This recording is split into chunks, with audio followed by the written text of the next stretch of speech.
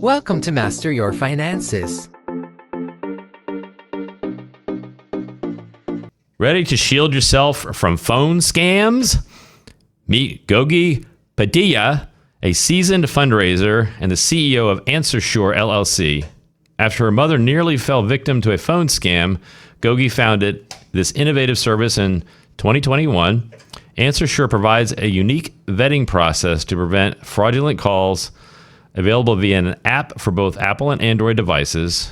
With a 30-year career raising over $30 million for various causes, Gogie now dedicates her expertise to combating phone scams and ensuring safety for the vulnerable. Join us to discover how Gogie's AnswerSure can protect you and your loved ones. Yeah, this is kind of near and dear to my heart because, as you know, I'm in wealth management, and as John Dillinger once said, why do you rob banks? Because that's where the money is. Why do people call elderly people and try to scam them? One, that's where the money is. And two, unfortunately, as we get older, our mental reflexes are not quite as sharp as they were in the past. And sometimes people actually have diagnoses which are even more serious. So, you told me briefly. So what first kind of got you interested in this? Well, it was my mom almost getting scammed. And the entry point was her phone. That's what brought me into this whole arena, trying to keep her safe from phone scams. Our phones are entryways into our homes, like your front door, your windows, an access point. So that's what brought me to this particular place, to try to protect her and creating AnswerSure in the process.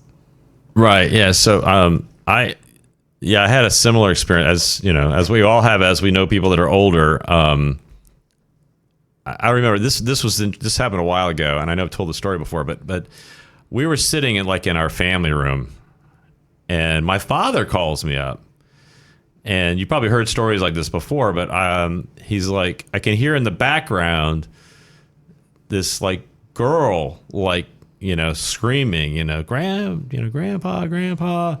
I need to get bail money, and they let me out. They had this other guy talking to her, going back and forth, and he was so convinced. He's like, I need to send this money to get our daughter out of jail. Well, first I'm thinking, wait a minute, our daughter's never been arrested. I'm thinking that doesn't sound like her. I was like, what'd she do? I mean, this is weird. And then this goes on for a few minutes, and it turns out my daughter was actually in the house, in our house. So this is going back and forth. And so I brought her in the room, and I'm like to my father, she's right here sitting next to me. And continuing in the background is this play acting, obviously. This girl yelling that she needs help, screaming and desperate and, all this other good stuff. And this other guy saying that you just need to send this money over and I can let her go, on and on and on and on and on. And I literally, this went on for about almost 6-7, it felt like forever, but it's probably 6-7 minutes. And I finally put her on the phone with my father. It took her about 2 to 3 minutes to convince him that that was her and not the other girl. Yes. That was play acting, obviously. So Yes. That's how powerful these things can be. When you get people's emotions going and you lock them into this fear, they're experts at controlling how you feel. And to break that, even when you have all the right information, everything happening that's true, it's still hard to break them. So it's pretty scary, frankly, and he was an analytical person. This is not an emotional kind of person. This is not the kind of person I would expect ever that to happen to, frankly. I was like, wow. This is happening to everyone. Right. The senior demographic, for me, it's more insidious because these are people that have retired. They have their life savings. They've, for the most part, done a lot of things right so they can live out their golden years as they choose. Mm-hmm. So they're pockets of wealth. And these criminals, that's what they are targeting them. But we are all vulnerable to this. And they use, you said really two spot on things, your emotions, and they use the urgency. They use those to get people who are PhDs, lawyers, doctors, accountants, they have all fallen for this crime because of those two things. They use the love we have for our family against us in a way, because you don't think, you turn off the logic when someone you love is in danger or hurt, and they know that. So you react because you want to fix it. Right. Yeah. I'm, and I try to, because I've seen these things a lot, and I've been exposed to it probably more than most, only because of the people I work with and everybody I work with. And I've gotten in the habit, whenever somebody, just in general, reaches out to me, and if I have to exchange anything in return, whether it's information or especially money, anything going backwards, I tend to break that connection, because it's typically, even when it's something like your bank or something like that, I'll go back to the way I know how to reach them. I go, that's great, thank you very much. I understand, et cetera, is happening. Maybe it's not. I have no idea. I'm not really sure at this point, right? Hold on, I have to call you right back, and they'll give you a number, right? I'll put it down. I'll write the number down, but then I call the way I know how to call, and then I'll, when I reach somebody, I go, is this one of your? First of all, I'll say, is this one of your phone numbers? And only one time did it happen to be that. There was one of these fraud alerts with my bank, and they actually had a different number for their fraud department than anything you could find online.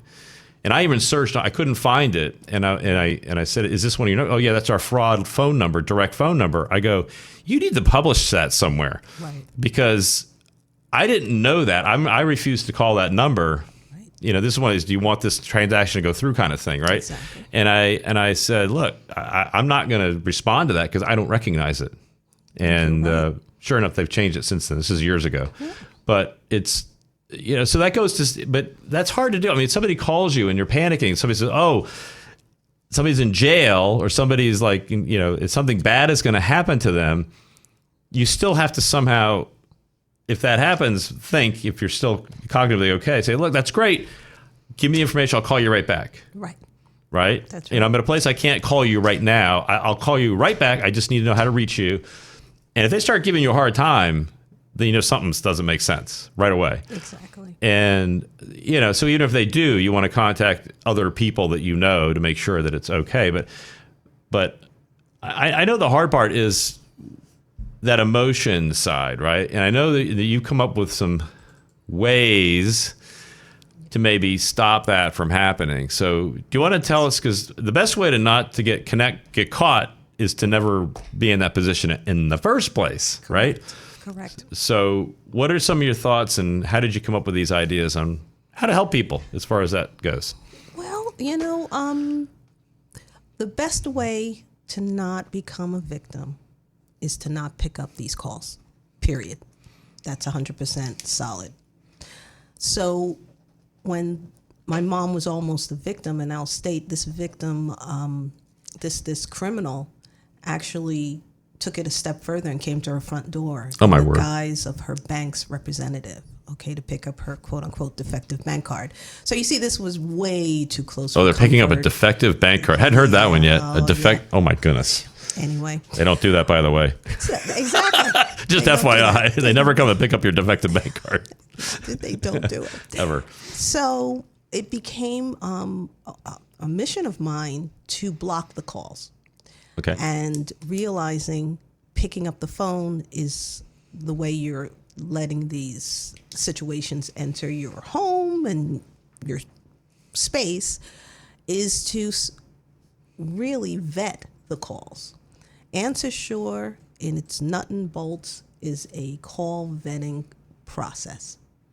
It's a process that, for landlines and cell phones, it can be, they vet the calls by using a password or phrase that the client, this is the recipient of the service, gives out to their family members, lawyers, doctors, everyone.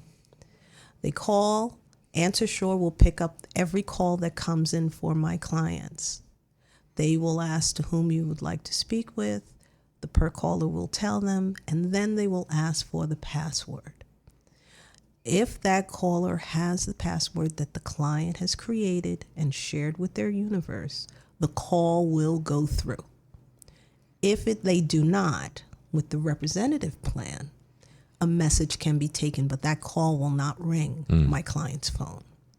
So again, these calls are insidious, but I got to tell you, and I've learned over the years, the amount of calls that are coming into people's homes is also harmful. Right. I've had a client that had 75 calls come in one day, and I have that documentation and data because the service was on her phone. So every call that came in goes through our service and it's document date, time. 75 in one day. That's a lot of calls, even for like some businesses. I mean, that's a lot of phone calls for an individual to get at home. That's insane. Right. That's insane. It's anxious building, anxiety building. So were these from like the same people trying to do this, or is just all kinds of different people? Because, I mean, as we know, your data gets sold these days. So, and that's the problem, is where you enter that phone number in. In fact, this just happened yesterday. Yesterday, I got a text from an attorney in Pennsylvania sending me a link to criminal defense docket, blah, blah, blah. Would you like representation? I'm like, first of all, I haven't been to PA in a little while, right? So I'm like, what did I do? I'm thinking, I don't even go there that often. I'm like, what the heck? First of all, it's like a criminal. I'm like, uh-oh. I'm like, so, okay, weird. So first of all, I didn't click on it. As I said, I took a snapshot of the phone thing. Mm-hmm. And after I took the snapshot of it, I emailed it. And then I went on a special segregated like browser thing. And what I did, I looked up the actual underlying URL, because you can, if you look very, very carefully, and it turned out it was a Pennsylvania court department URL. And in there, if you look carefully, you can see the docket number. So I figured out what the docket number was by the link. Yes. And I went in there, and it turns out somebody had the same first and last name as me, but a different middle name, obviously. And he was like 21 years old. And I'd have to say, I'm not 21 years old right now.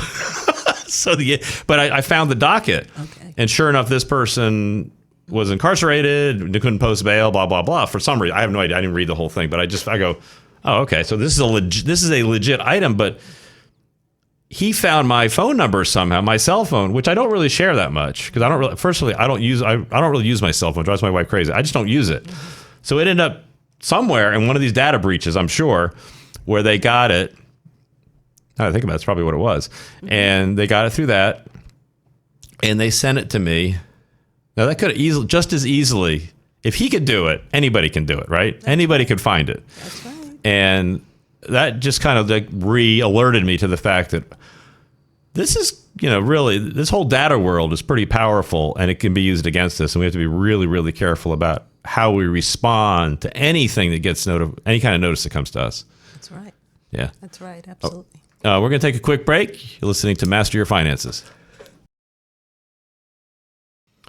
Welcome back. You're listening to Master Your Finances. And I'm here with Gogie, and we're talking about something very, very important to me.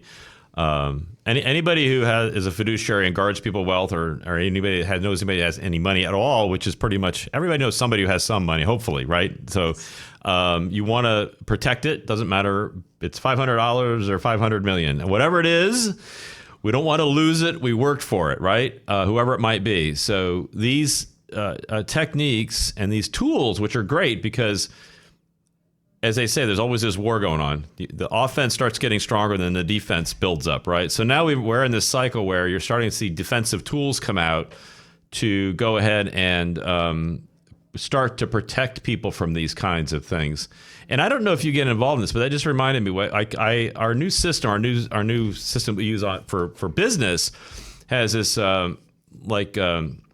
what is it? Automation to people, A2P compliance thing that came out last year. Okay. I think that's correct. And essentially now you have to register phone numbers, and you have to put in all of the terminology so people can like stop it. They can, if they sign up, right, it gives like all the disclosures, like, you realize you're going to sign up for text messaging, and here's how you get out of it if you don't want to be involved anymore. So it has to tell you all this up front, right? Basically, it's a compliance thing to make sure people just don't get your phone number and start spamming you with texts. Right. In fact, that guy yesterday, the attorney's out of compliance, right? Right. Because he's not supposed to send me messages without my authorization. So now that I think about it, I could probably get a fine out of him. Ooh, I could go sue an attorney. This ought to be fun. No, I don't want to do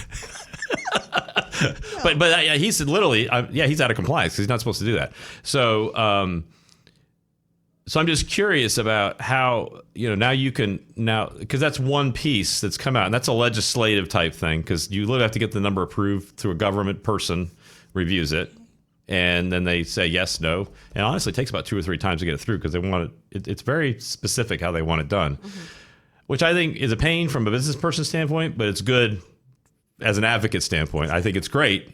Once you understand how to do it, it's fine. So I think these things are out there, and that's why I think it's great that you're doing this, but you can't go to sleep about this stuff, right? You have to really pay attention. So what do you tell people, like, as far as like what they want to do, as far as I want to protect either myself, it could be anybody. You don't necessarily have to be the elderly. It could be anybody against these kinds of things. So what are some of the tools that you're aware of to kind of slow the flow of these 75 calls a day coming in? And because we still have to do business, right? I mean, you want certain people, you still want to reach out to you, right? So what are kind of your thoughts about the different levels of how people might want to think about this? Well, I do a lot of presentations about things that we can do even without AnswerSure or other tools individually. The phone rings. First of all, you don't have to answer the phone. If you are busy with something, let it ring. You don't need to answer it. That's number one. A distracted mind can be easily misled. Right. Okay. Number 2, if you answer the phone, if anyone is forcing you, or there's a sense of urgency, there is money involved, there's fear, even authority, because these scammers are using authority. IRS, Social Security, right. The police chief's office is calling you. Hang up. Hang up. It's not about taunting or trying to play with them, because I have some people that, I go to these presentations. Oh, I just. They like to have fun. Yeah. Don't. You're just egging them on now. Well, because believe it or not, every minute piece of information. Right. They get stuff out of you. Now they can get your voice. You're speaking That's true. so much. That's true. AI has voice simulation, literally. Right.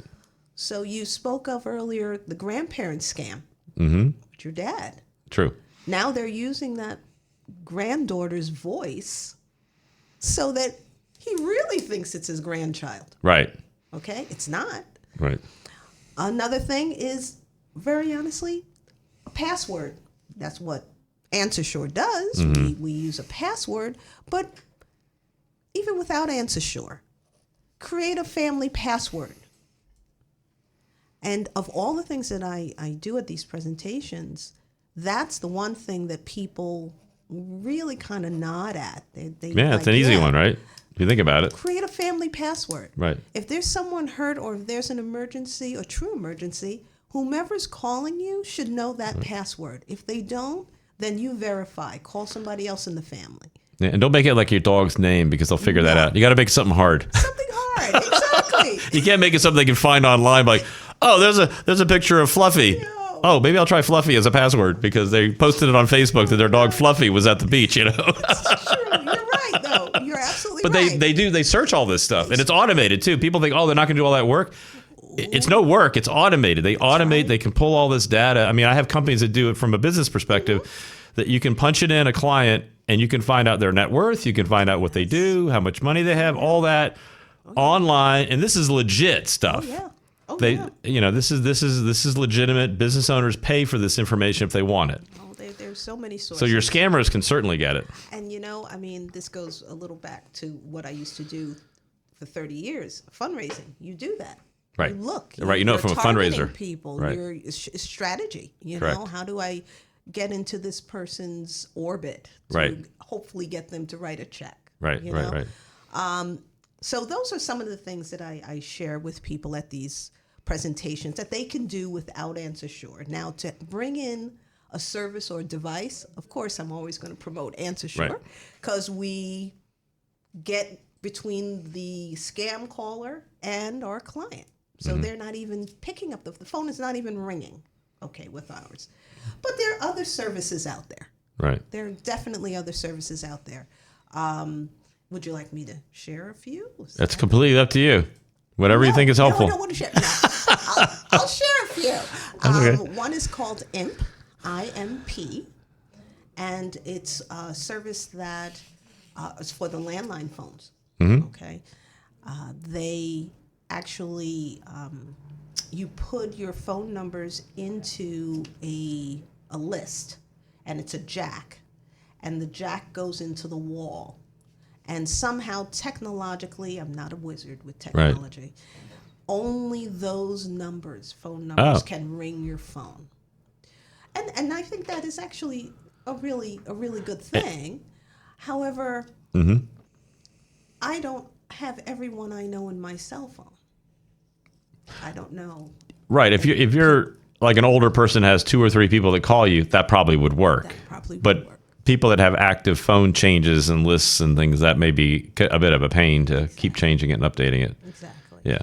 But that is one that, again, the landline, I know landlines they're saying they're going to be obsolete. Well, until they're obsolete, they're not. Right. And there's over 12 million active landlines in the United States right now. And most of them with the 65 and older population. Yeah, that doesn't surprise me. I know the younger generation, they don't even bother to get one anymore. Well, Most of the ones I know, at least, they're like, I need a phone on the line. I have my cell phone already. I have a landline. My husband goes crazy, but I will not give it up. I was in New York in 9/11, and that was the only mode of communication. Yeah, it's a great backup. Was the landline, for sure. and Yeah. we don't have a plug in it, but you know what? He's like, get rid of it. No. Right. Anyway, active land, 12 million in the United States that are active still. So that's one. I won't say competitor, but that's one. Right. Well, there's different options for everybody. You have to find out what Exactly. works best for you. Exactly. Right. And of course, for our cell phones, we have a myriad of things on Mm-hmm. cell phones. Scam Watch. There's now T-Mobile. I know offers a Scam Watch service of their Aren't own. the providers supposed to start screening out if you report spam? I know now you can hit, report junk, Yes. delete and report junk. Yes. And I'm assuming that's going to some database. If they get enough of those, Yes. they say, maybe this phone number is a scammer because so many people have reported this thing as spam. Exactly. Yes, phone carriers are doing it as well. Okay. They are definitely. With some of them, though, your phone still rings, and you'll see Right. possible scam or Right. possible spam, whatever, but your phone still rings. With others, I believe they don't ring; they just go, which is ideal. Right. So those are a few, but I'm going to come back to AnswerSure, because we offer the 2 landline plans and our app. Okay. And not to make it too confusing, our landline services can be also placed on a cell phone. We have a lot of versatility. Maybe that's the word, versatility. Excellent. Well, we're going to take another break. We're listening to Master Your Finances. We'll be right back. Welcome back. You're listening to Master Your Finances, and I'm here with Gogie. And one thing I want to make sure I mention, because you touched on one thing that I think is still a very successful scam, that no matter how much information gets put out there, I think we have to keep repeating it, that the IRS does not call you, Social Security does not call you. Even the police, if they want to come see you, they're going to stop by in uniform in a patrol car is what they're going to do. They're not going to call you on the phone unless they're like returning your call or something like that. But none of these government agencies call you. They mail things to you, and there's phone numbers, and there's legitimate ways to validate that it is who it is, because they're going to have information in there that only they would know. So just keep that in mind. They don't call you. Regardless of what the person on the phone says, they do not do that because they just don't. Anyway, I just want to repeat that because I know that they keep trying to tell everybody that constantly, and banks don't call you about your credit card, and they just cancel them. Right. I mean, think about when you try to call customer service, not to pick on the banks, but It's not exactly you can't call them and get them to answer the phone. You think they got time to call you? Exactly. Exactly. Trust me, they do not. They are understaffed to handle these kinds of transactions. They just block your card, cancel the card, and they make you call them and say, "Hey, why my card stopped working?" Well, because we suspect fraud, or there was fraud, or whatever the case was.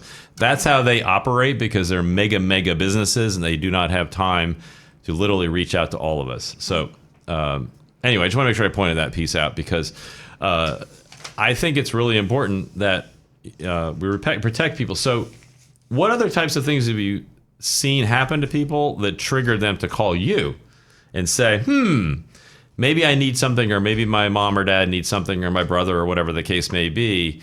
What's kind of your typical initial conversations that you hear from people that are reaching out to somebody like yourself? Yes. I usually get the call from a family member. Recently, I've had a couple calls from senior financial advisors, very honestly. Right. I have a client, the senior financial advisor called me, and this client lost $100,000 in a month due to these calls. Wow. And he was giving out information, and he wanted something just to make it stop. Right. And that was a little over a year ago, and he still has AnswerSure on his phone. And good. Probably a lot cheaper than $100,000 a year. I gotta say, yeah. A lot cheaper. And family members, like I said, that are protecting a loved one. I have a client in Florida. She called me. Her mother lost over $500,000. Over $500,000. Wow. From these phone scams. Prolonged. It wasn't a one shot, but over time. And again, the daughter just wanted to make it stop. Right. You said in the beginning, $500,000 or $500,000, a loss is a loss. No one wants to lose money. You shouldn't lose anything. And that is very, very true. It doesn't, the amount, of course, it can affect someone's life. Right. But no one wants to have someone steal money from them. And it's a crime. They're stealing money from you, So those are two, they're usually, again, people have been victimized. Yeah, before they come to me. And the sad part is, and you can add to this because I only know from what I hear from people, my understanding is because of how sophisticated they are, once that money leaves your account, it's traveled around the world within minutes, and they literally cannot find it. Even like your government agencies who know how to track this stuff. Yes. And now you throw in cryptocurrency and all these other ways to filter. They move it very quickly out of your account, through multiple countries, so it goes through multiple jurisdictions. And so by the time you try to go from the U.S. to Bahamas to Sweden to Ukraine, wherever it's going, you're never, and it might end up, gosh only knows, it might end up in Antarctica for all we know. And so that's the problem, is money moves very, very quickly. So once it leaves, it's virtually impossible to find it. And the people that I've heard of, through others, one was a friend of my father's that this was probably 7-8 years ago at this point, and he was retired comfortably down in Tampa, Florida, at a nice retirement home, had plenty of money saved. He was a very successful engineer at the Cape, and he wasn't rich, but he was wealthy enough to live comfortably, which is what you want as a retired person. And that what you just described happened to him, and he lost. It was well over $1 million, and he had to go on Medicaid because they literally took every single thing he had out of his accounts, and they couldn't recoup it.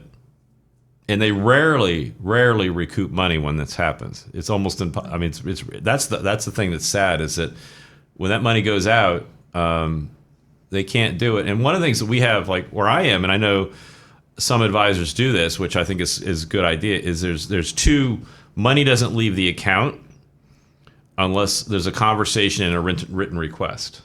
So so you can set this up. Most institutions will let you set this up, where I can't just say I want the money to go out. I mean, this is on you. If you want to do it, you don't have to do this, obviously. You can do it however you want to. But you can set it up so there's another authorized person that has to validate it. Right. in order for them to actually complete that transaction. So if you have concerns about large sums of money leaving an account, especially a retirement account, maybe your long-term care is being paid out of it, your facility care, that kind of thing, where you're like, I can't lose this money because that's what I'm living on. You may want to set it up with the institution to say these are the only transfers which you set up ahead of time. Nothing else is authorized unless there's some kind of written, authorization, and they have ways to block it out from doing anything additional. Just something to keep in mind that most people don't realize that you can do this. I didn't know. Essentially block your own accounts. But that's great. So anyway, that's just an FYI. Yeah. Just every layer to slow it, especially most people don't do a lot of financial transactions as they get a little older. The other thing that would be really critical, I think, from a asset protection standpoint, is you can freeze your credit report so they can't get access to the report. Because once they have access to the report, they know about all your accounts, and all they need is your social security number, your date of birth, and your name, which is really easy to get on the dark web. It's everybody's is out there. Look at all the data breaches that they've had. At this point, everybody's data is out there, so it's on you to really defend it. And but the only way you can do it is to literally lock the account itself, and that slows it down. Nothing stops it. But if you go and individually lock each one and freeze them all directly. So I know there's services to do as a third party, which is fine. I mean, if you want to do it that way, that's an easy way to do it, where you contact one of the vendors and they'll freeze those 3 accounts altogether. But I'm a big advocate going in and doing each one individually, because that makes it just that much harder for somebody to undo it. Because the other way you have one password, one account, one way to get in. This way you have 3. It just makes it a little tougher. And if you think about it, you don't typically get extra credit when you're older, unless maybe you need to finance a car, and that way you can just go and unfreeze it for a couple days. It's not that big a deal. But if you really think about how often you need your credit, it's probably a very low amount of times. And the fact that it's always wide open to scammers is just not good. So that's another way to kind of protect your data. So it's a lot of, because every piece of information they have, they build who you are, and the more current it is, the easier it is for them to use it against you and essentially do identity theft to become you, and then go in and get your assets. Absolutely. So anyway, those are like a couple things that I've come across. Well, that's valuable things to know. Yeah, right? yeah. Absolutely. And you said it. Any way to get between and slow the process is useful. Right. So who else is using it? So it's mainly, are you seeing it mainly, are they mainly older people? Do you have any younger people do this as well? Or is it mostly older people at this point? Right now it's mostly older people. Okay. But I do have a client in her 40s that has my representative plan on her cell phone. Oh, okay. Meaning she knows her universe. She doesn't want anyone else calling her. She's a single woman. So to be very honest, I didn't know that the landline could be used on the cell phone, and her wanting that made me discover it. Moved it over. Exactly. Yeah, you can do that now. That's relatively new. It's only been out for a couple of years, I think. I do remember reading about that. You can transfer it over now. Yes. Yeah. So, yeah. So that's good. Yeah, it's beautiful. It's wonderful. But mostly it's the 65 and above, 75 and above, I could actually say. Okay. So we're going to take another quick break, and afterwards, I think what we want to talk about is like your actual different plans that you have, and maybe you can go through each one and how they work. Sure. You're listening to Master Your Finances. We'll be right back.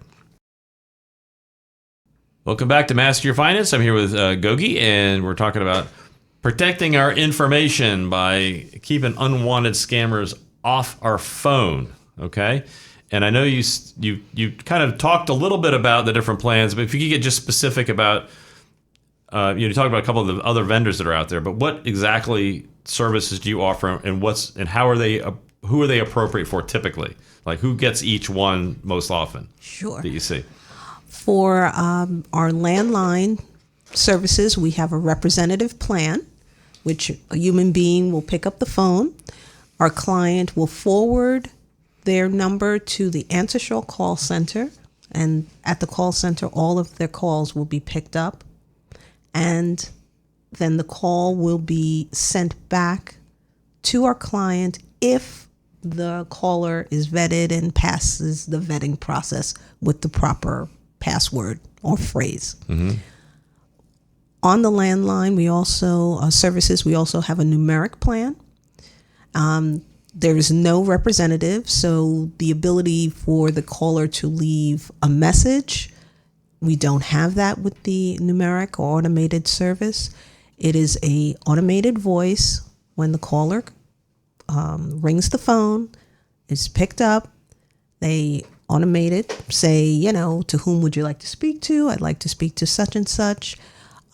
Please put in your numeric code. If they have it, the call's released, rings the client's phone. If they do not, they'll get another message. I'm sorry, you'll need to call back later. Okay. And then the caller has to go hunt that out. Right. For the app, for iOS and Android, works very much like other apps out there. We use a dynamic list, a known list of scam, spam, and robo phone numbers. And those numbers will not ring your cell phone. Now, there are other numbers. Phone numbers are infinite. Numbers are infinite. The way that this crime is happening, it is bouncing off of several countries before it rings your phone, and it looks like your Aunt Sue's number. Right. Yeah. So there will be breakthrough calls. What I say to my clients, and we do have clients with the app, that the number of calls that comes to your phone will be reduced, significantly reduced. Right. However, I cannot sit here and say you'll never get a breakthrough call. Right. For the breakthrough numbers, send me the numbers. I will add it to the list. A client that sends a number, all the other users of our app reap the benefits of not having that number ring their phone as well. So a little community has been built. Sure. At first, I thought I would get some kickback with that, but I've been pleasantly surprised that people are in it. They're like, okay, fine. Oh, yeah. I definitely would want to report the number. I'm like, Exactly. get this thing out of the system. Especially, and again, community. Right. You know, they know that all the other users will not get this number as well, and neither will they. So that's how it works. For our app, we've added a few things, just doing a little R&D, research and development before creating the app. There were two things that people who use such apps had concerns about or complaints about. They never felt that they could communicate with any person on the app. Right. And they had to remember their password and login. They had Right. to, Oh, people hate that. I know, that's true. They hated it. Yeah, it's true. So with our app, an individual son, daughter, aunt, nephew, whatever, can buy the app for up to 10 people, place it on their phones, and only the purchaser of the app needs the login and password. Oh, okay. None of the users need that. Oh, interesting. So, and also we have a survey system for the users on the app. I'm able to send a survey. Could just, how's the app working? Good, moderate, poor, Right. And I get some communication with them. So those are two pieces that, particularly for the limited needing of the password and the login, Right. people cheer about that because people forget their login. Well, because there's so many nowadays. Everything you go to Right. has a login and a password. Right. It's like, So, only Bob needs to know that. The rest of us, we just use the app. So there you go. And that was- Bob's the IT guy down at basically, right. basically, But that's how our services have been set up. So, what do you see happening next? What do we need to watch out for next out there? What? Because the scammers are always up in their game. Because when we up our game, they up their game. So, is there anything on the horizon? Maybe we should be like, Well, what's AI, happening now? AI, we AI, like anything, could be used for really great, wonderful Right. things, and it is. But it also can be used for nefarious things as well, depending on the user, right? So, AI. Voice simulation is the tip of the iceberg, I think. I was always worried about that. how you can do a voice authentication to get on your bank account. I never did that. I didn't personally. I felt even before the whole AI thing, I'm like, what if somebody gets a recording of my voice? This doesn't sound very secure to me. Absolutely. Even back years ago when they first started doing it, and I feel like I'm the only one because every time I call one of these places, like, would you like for us to do your voice authentication? And I'm like, no, thank you very much. I will use my PIN. No, exactly. It seems to work just fine. Yeah, So I'm good. I never did as well. I just did. I don't. But your voice is on air. Anyway. Well, yeah, but I get my voice anywhere. That's true. But I never wanted to make it any easier than I just said no. No. So I mean, we're in the mix now with the voice simulation. I don't know what's coming down the pike. I know something is though. Yeah. And that's the thing. How do you prepare for the unknown that you know is coming full speed ahead to you? Right. And again, not answering the calls. If you don't answer the call, they can't get to you. Right. So has anybody said, well, hey, I wish this call got through? I mean, are they with the representative plan, so and I could say that's the for plan. Most people. Yes, that's the plan that most people gravitate to because it offers that message to be left. It could be a unique person call you, like a long lost friend calls absolutely. you, like it's always going to be that Uncle Ted that you haven't spoken to in 20 years. I it happens with this life. With your inheritance check. Well, wouldn't that be nice? With the representative plan, that message that's left it goes to our client, the recipient of the plan, but also to a designee that client chooses. So two people will get the message in real time as it comes in. Okay. We did that because, very honestly, about two people watching out is better than one, to be very honest with you. Oh, no, that's a great way to do it. So, yes, the representative plan, for that reason, I can say definitely is the seller. People gravitate to that. Right. It's like having your own personal answering service. Exactly. But with a live transfer capability, which... I mean, honestly, businesses have used this for years. Yes. That type of technology where they're like, oh, I don't want our salespeople to talk to unqualified, prospects. Yes. So they call in, they screen them, and then they decide whether, nope, we can't help you, or go talk to Julie because she can sell you all kinds of fun stuff that you need.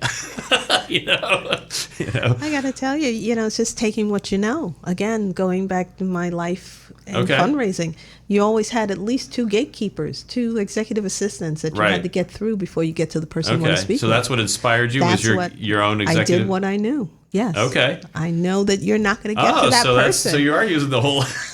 Okay. I did what I knew. I really did. But it's working. That makes a lot of sense. Do you see anybody, are they asking for anything in addition to what you're already doing? Or are there any like, oh, wow, I wish it would did this or that you might be thinking about? Not at this point because, again, they're coming in after being injured in some way. Right, so the prime objective is just to stop those calls from coming to them. Right. But, I'm trying to think of other things that we can do to add to it. So that's on the back burner, but it's coming out. Okay. All right. So any final words that we should share with everyone to make sure that they take care of themselves and keep themselves safe from all these scammers, because they're coming after the money. There's no question about it. Exactly. And you need to keep your eyes and ears open because they do it in lots of different ways. Absolutely. Just be cognizant. Be present. Right. No matter what, answering the phone, going through your mail, your cell phone, whatever. Just be present and take a pause. Right. Don't be reactionary. Agree, 100%. And look up AnswerSure. There you go. Okay. Awesome. Thank you, Gogie. Appreciate you coming on. You guys have been listening to Master Your Finances. Have a wonderful day.